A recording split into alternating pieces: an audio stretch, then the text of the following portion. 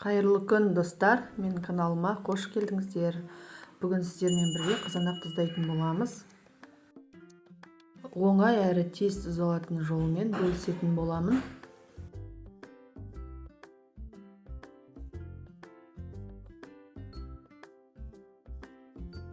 Бізге әрине қызанақ бірінші, тұз, қант, бұрыш, лавр жапырақтары, ащы қызыл бұрыш және сарымсақ, 70% уксус қажет болады. Стерилизовать етілген банкілерімізге лавр жапырақтарын саламыз. Сонан соң сарымсақтарымызды мен ортасына бөліп 3-4-ке кесіп салдым. Өйткені банкіміз кішкентай 1 литрлік болған соң. Сонан соң қызанақтарымыз саламыз жақсылап. Оның үстіне тағы да кескен сарымсақтарымыз саламыз.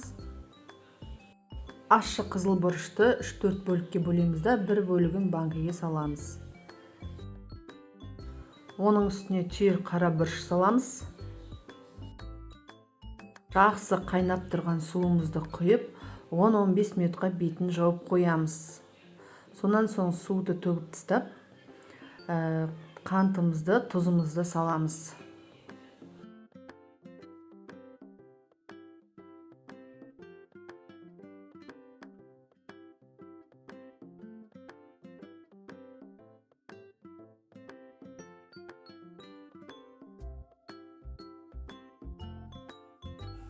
Бір шай қасықпен уксус құйып, онан соң үстіне жақсы қайнаған суды құямыз.